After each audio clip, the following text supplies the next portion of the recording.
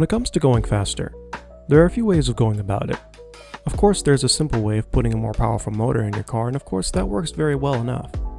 However, when it comes to stock racing, running a lower turn motor or running timing on your AC is simply not allowed. So how do we get faster? Of course, the number one thing is you can drive better, but let's say you're at that level where you're maxing out the potential of your vehicle, you've grown accustomed to it, but you want a bit more out of it. Before we begin, I'd like to remind you to like the video and subscribe if you like my videos and find yourself returning for them.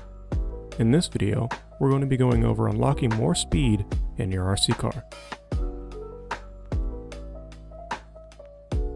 The founder of Lotus, Colin Chapman, once said the words, "Simplify and add lightness."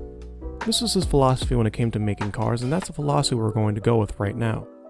Of course, there are a few things we can do to remove some weight, like lightweight bodies, wings, shorter wires, and other things of that nature, but since we have a minimum weight requirement, all of those things can be put under that limit. Not to mention that buggies are usually designed to be at least somewhat close to the minimum weight requirement, usually slightly under to sell more brass parts. There are, however, better ways to save weight. Rotational mass, otherwise known as rotational inertia, is how easy or difficult it is to rotate a body, or to stop it once it is started. The less rotational mass your car has, the easier it is for your electronics to move it. This is going to be a theme moving forward. So how do we reduce rotational mass? Simple, by simplifying and adding lightness. First, let's add lightness. You can do this first by adding lightened outdrives, top shafts, and lighter pinion gears. For this specific car, we're going to use this lightened pinion gear from Clinic RC.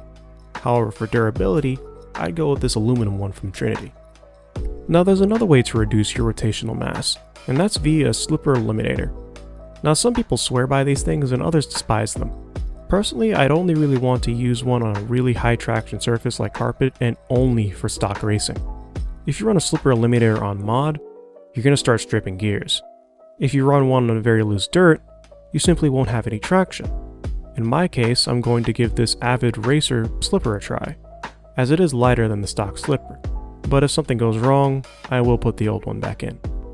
If at this point you're still overweight, perhaps your setup calls for a few chassis weights, or your front pivot block is made of steel or brass, that's where things like lightweight bodies, titanium screw tips, and titanium turnbuckles will start to come into play.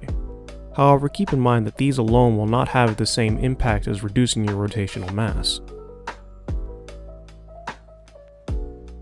This next section sort of pertains to the same idea of reducing your car's rotational mass, reducing its rotational resistance. Now there's one main thing you can do to provide less rolling resistance, and that's bearings, specifically ceramic bearings. Ceramic bearings are basically a straight upgrade from the regular bearings your kit comes with. They roll much more freely and will provide much less rolling resistance than stock. Now of course, replacing every bearing in your car can be a bit of a chore, regardless of what you run, but believe me, it is certainly worth it. What all of these things will do is cause the car to feel like it has much more torque, much more get up and go, if that makes sense. You'll be able to accelerate out of corners much better, your top end will be a bit better, and overall the car will feel better a little bit everywhere. This goes back to another quote of Colin Chapman. Adding more power makes you faster on straights, subtracting weight makes you faster everywhere.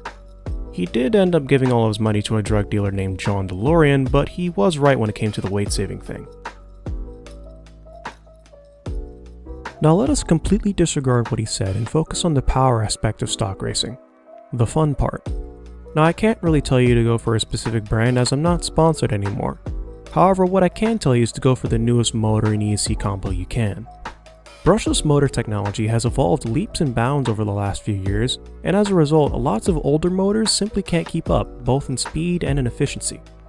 I remember running my old Tekin motor from 2011 that I ran in my touring car, in my two-wheel drive buggy, and being gapped by modern motors and realizing just how far behind I was.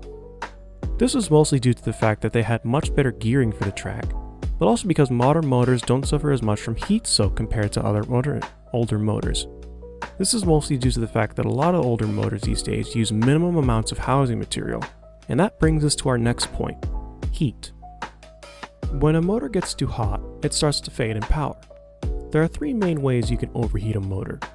You can either not be running a fan, or have your fan malfunction, overgear your motor, or run too much timing. The fan part is easy to diagnose, but the other two are a bit trickier. The easy way to tune a motor well is to have one of those motor analyzers, but I doubt too many people have one of those. What you might have instead is a temperature gun, so you use that to get a general ballpark. My process goes something like this. I run my car around the track as hard as possible for a little bit longer than the duration of a race, about 30 seconds longer. Once that timer goes off, I bring the car off the track and immediately hit the car with the temp gun. If you're under 140, maybe 150 degrees Fahrenheit, then you should be good to go. Keep in mind that your gearing will probably have to change from track to track and car to car, so keep that in mind. As for batteries, these days you can't really go wrong with most batteries out there. Even these cheap Awanfis will work for you if you take care of them. However, I will say that these low center of gravity batteries aren't really for stock racing, to be honest. They will get you around the track quite well and help you save a decent amount of weight, but they won't have the same punch as a regular sized battery would. Keep this in mind when shopping for batteries. That's all the stock racing tips I can think of at this moment in time. If you have any other ideas on how to be faster, be sure to let me know what I missed in the comments below. Also, if you like my videos and find yourself coming back, be sure to subscribe to my channel. One more thing. If you want to support my channel another way, you can subscribe to my Patreon. I post updates on when my videos are coming out and the process behind them. Speaking of which, I'd like to thank my patrons Michael Williams, Lucas Tarka, RC World Discord server, and Casey Nix. Thanks for watching, and I'll see you next time.